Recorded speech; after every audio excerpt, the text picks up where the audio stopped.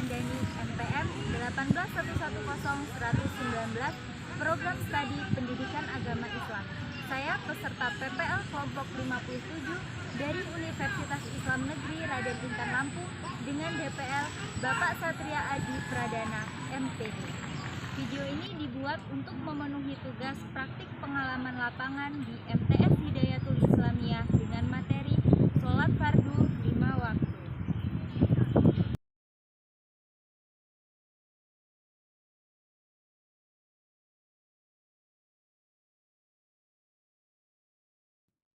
Secara bahasa, sholat adalah berdoa atau doa meminta kebaikan.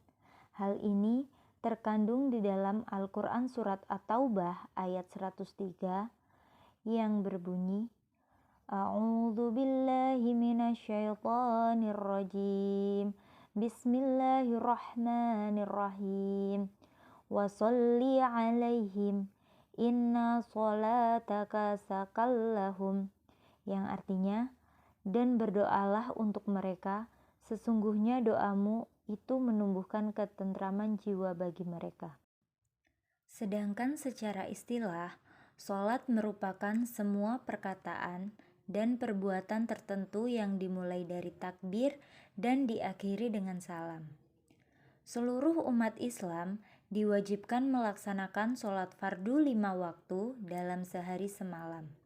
5 waktu tersebut terdiri dari sholat subuh 2 rakaat, zuhur 4 rakaat, asyar 4 rakaat, maghrib 3 rakaat, dan isya 4 rakaat.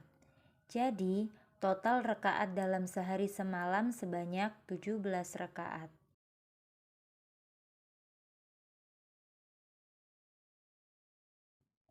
Sholat fardu merupakan rukun Islam yang kedua. Sholat merupakan penanda untuk membedakan antara orang yang kafir dan orang muslim. Allah Subhanahu wa Ta'ala memerintahkan setiap umat muslim untuk melaksanakan sholat fardu 5 waktu. Ada banyak sekali ayat-ayat Al-Quran yang menegaskan perintah untuk melaksanakan sholat fardu 5 waktu. Salah satunya yaitu terdapat di dalam Al-Quran Surat Al-Hajj ayat 78 yang berbunyi, A'udzu billahi minasyaitonir rajim. Bismillahirrahmanirrahim. Fa'aqimus sholata wa'atuz zakata wa'tasimu billah huwa maulakum fa ni'mal maula wa ni'man nasir. Yang artinya, maka laksanakanlah sholat dan tunaikanlah zakat dan berpegang teguhlah kepada agama Allah. Dialah pelindungmu, dia sebaik-baik pelindung dan sebaik-baik penolong.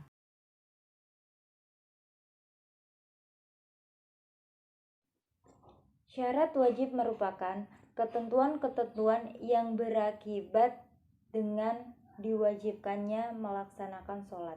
Apabila salah satu persyaratan tidak terpenuhi, maka akan menggugurkan hukum wajibnya sholat. Ada 7 syarat wajib dalam melaksanakan sholat fardu. Yang pertama yaitu beragama Islam. Hal ini menjadi syarat yang paling utama, karena untuk membedakan di mana orang muslim dan orang non-muslim. Orang non-muslim tidak diwajibkan dalam melaksanakan sholat.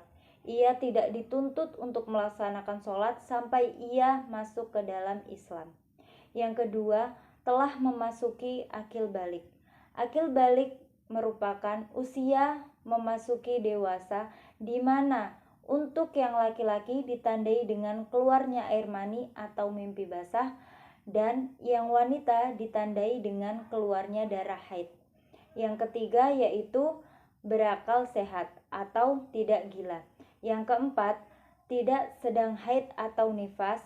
Yang kelima, telah sampai dakwah Rasulullah SAW. Apabila perintah Rasulullah SAW itu belum diterima, maka belum diwajibkannya melaksanakan sholat. Yang keenam, melihat atau mendengar. Orang yang buta dan tuli sejak lahir tidak diwajibkan untuk melaksanakan sholat wajib. Yang ketujuh, jaga. Apabila orang tersebut tertidur, ia tidak diwajibkan untuk melaksanakan sholat wajib.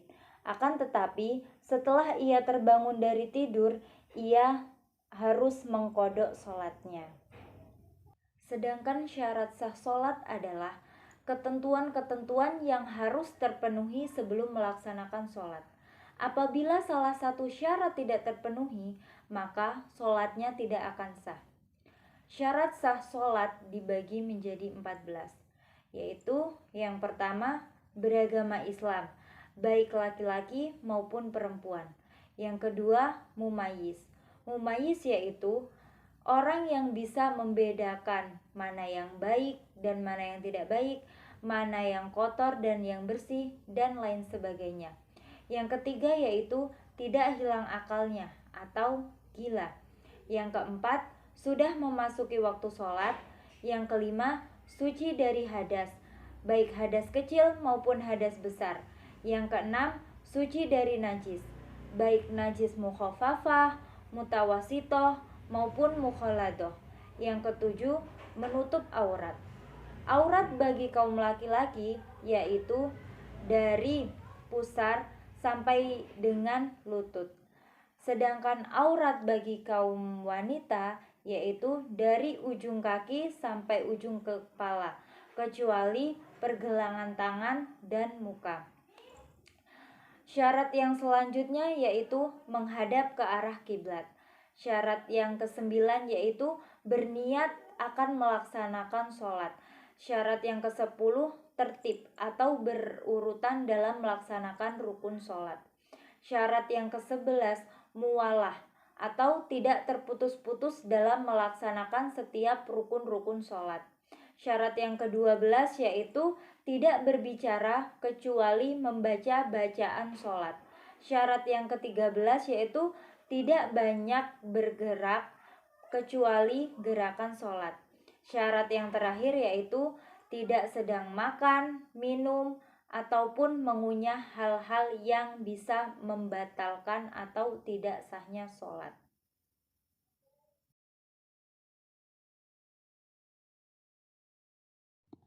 Sholat fardu 5 waktu akan menjadi batal dan tidak sah apabila terdapat perkara-perkara yang membatalkan sholat. Perkara-perkara yang membatalkan sholat diantaranya yaitu yang pertama, datangnya hadas kecil maupun besar di tengah-tengah sholat. Yang kedua, menempelnya najis yang tidak dapat dimaafkan pada badan, pakaian, maupun tempat sholat, kecuali langsung disingkirkan. Yang ketiga, mengeluarkan ucapan lebih dari 2 kata dengan sengaja, ataupun berbicara 1 kata yang sudah bisa dipahami. Contohnya, jangan pergi, ataupun duduk. Kemudian yang selanjutnya yaitu tertawa terbahak-bahak ketika sedang melaksanakan sholat. Yang selanjutnya, makan dan minum secara sengaja. Yang keenam, murtad ketika dalam sholat. Yang ketujuh, gila ketika dalam sholat. Yang kedelapan, berpaling dari arah kiblat. Yang kesembilan, tersingkirnya pakaian sehingga auratnya terbuka. Yang kesepuluh, meringkas rukun sholat seperti ruku dan i'tidal dijadikan satu sehingga dari ruku langsung sujud. Yang ke-11, ragu terhadap niat yang dilakukan, misalnya ingin berniat sholat zuhur atau asar. Yang ke-12, mengubah niat dari sholat fardu menjadi sholat sunnah. Yang ke-13, niat keluar dari sholat sebelum sempurna semua rukun-rukunnya. Perkara yang selanjutnya yaitu bimbang dalam pelaksanaan sholat. Apakah akan melanjutkan sholatnya atau akan menyudahinya? Perkara yang selanjutnya yaitu menggantungkan pembatalan sholat pada suatu perkara. Contohnya, apabila teman saya mengajak pergi, maka saya akan membatalkan sholat saya. Perkara yang selanjutnya yaitu sengaja meninggalkan salah satu rukun sholat. dan masih banyak lagi perkara-perkara yang bisa membatalkan sholat.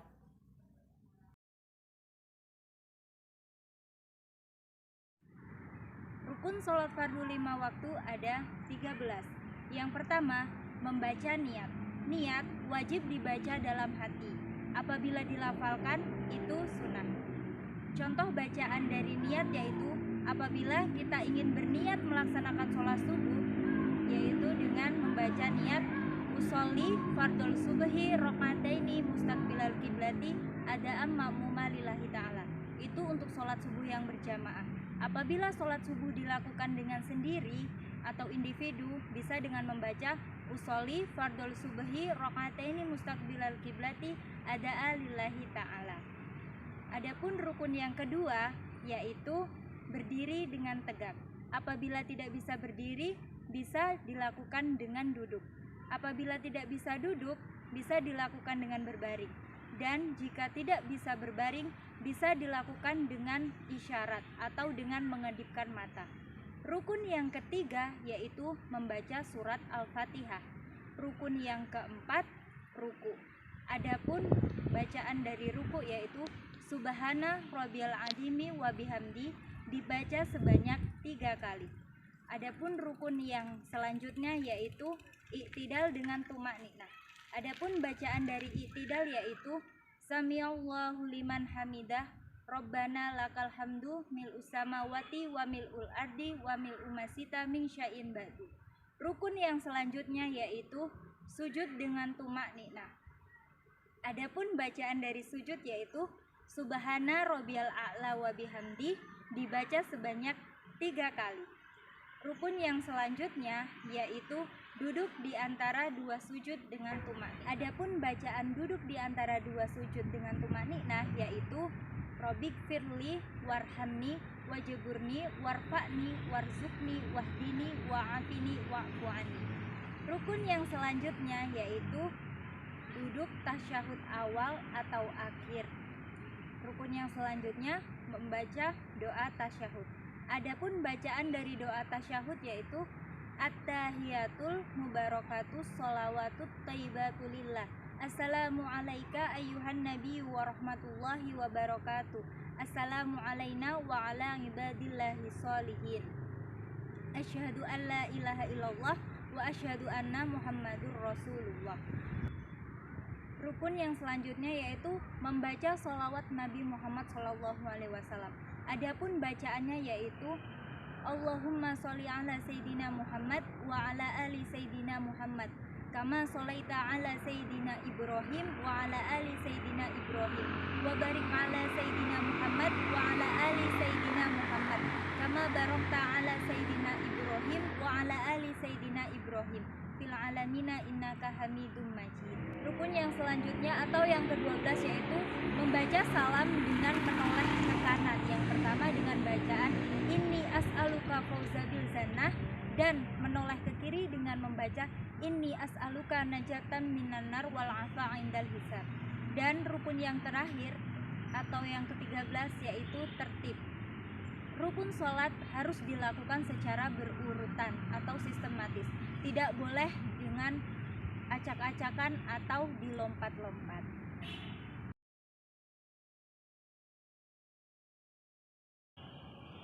Ada beberapa hikmah yang dapat kita ambil untuk diterapkan dalam kehidupan sehari-hari dari pelaksanaan sholat fardu 5 waktu, yaitu diantaranya yang pertama, kita semakin dekat dengan Allah Subhanahu wa Ta'ala, karena sejatinya kita diciptakan oleh Allah Subhanahu wa Ta'ala hanya untuk beribadah kepadanya, hanya untuk menyembahnya.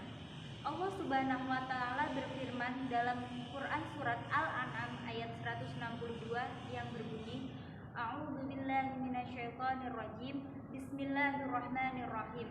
Inna sholati wa nusuki wa mahyaya wa mamati lillahi rabbil alamin. Yang artinya sesungguhnya sholatku, ibadahku, hidup dan matiku hanya untuk beribadah kepada Allah Subhanahu wa Ta'ala. Jika kita sudah beribadah kepada Allah dengan menerapkan sholat 5 waktu dengan tepat waktu, insya Allah Allah akan senantiasa mengabulkan doa-doa kita. Karena Allah berfirman di dalam Al-Quran surat Ghafir ayat 60 yang artinya, berdoalah kepadaku, niscaya akan kuperkenankan doa-doamu.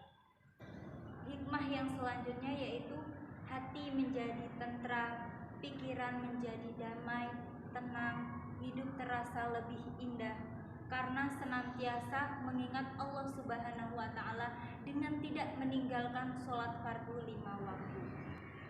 Hikmah yang selanjutnya yaitu sholat dapat menjadikan kita hidup lebih sehat atau badan kita menjadi sehat. Karena apa? Karena sejatinya olahraga yang paling sehat adalah dengan melaksanakan sholat, terutama sholat fardu 5 waktu. Allah Subhanahu wa Ta'ala berfirman di dalam Al-Quran surat Al-Ankabut ayat 45 yang berbunyi, A'udzubillahi minasyaitonirrajim, Bismillahirrahmanirrahim, Inna sholata tanha 'anil fahsya'i wal munkar. Sesungguhnya sholat itu mencegah perbuatan keji dan munkar. Dan sholat juga bisa menjadikan diri kita menjadi pribadi atau individu yang disiplin, karena dengan senantiasa melaksanakan sholat fardu 5 waktu dengan tepat waktu, tidak dengan menunda-nundanya. Sekian materi yang dapat saya sampaikan. Mohon maaf apabila terdapat banyak kesalahan dan kekurangan. Semoga video ini bisa memberikan manfaat bagi kita semua. Saya akhiri, wallahul muwaffiq ila aqwamit thoriq. Wassalamualaikum warahmatullahi wabarakatuh.